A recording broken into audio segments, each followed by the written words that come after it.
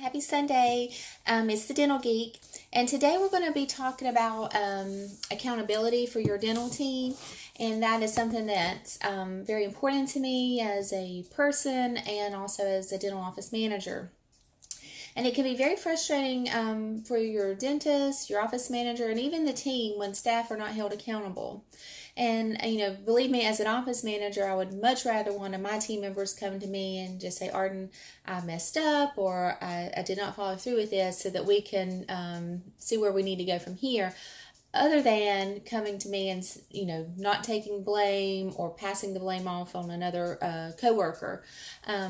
Accountability is not only taking blame for something that you've not done well, it's also following through with a commitment that either your dentist or office manager has asked you to do. And so today we're going to be talking about a few things to make sure that your team is held accountable. One, you're going to make sure that your expectations are very clear.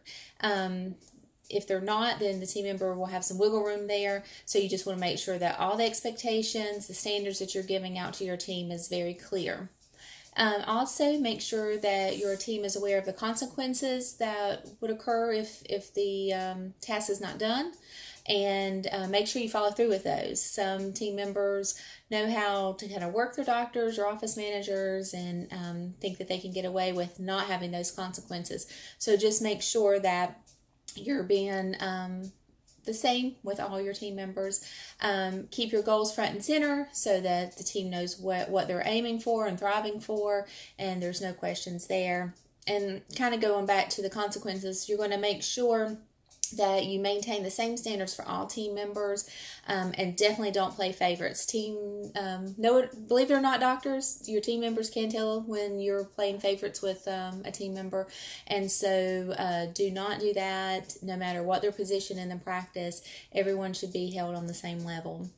And so, again, accountability is not just taking blame for something that you have that did not go well, I should say, but it's also not following through with a commitment that you've been asked to do.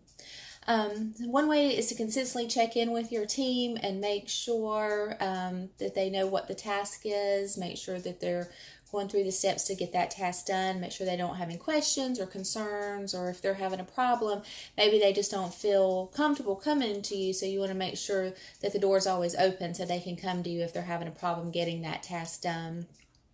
And again, I've preached this in many of my videos, but make sure you're communicating well with your team, checking in with them on a regular basis. That's going to increase their motivation, increase the teamwork that's going on in your practice. It's going to make your good team members, leaders, managers into great team members, leaders, and managers.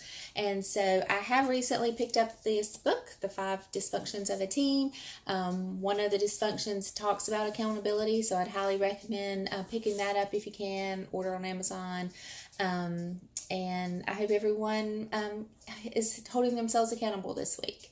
If you have any questions, please send me an email at hickorydentalgeek@yahoo.com. Follow me on Facebook, YouTube, Instagram, and I hope everyone has a great week. Thanks. Bye.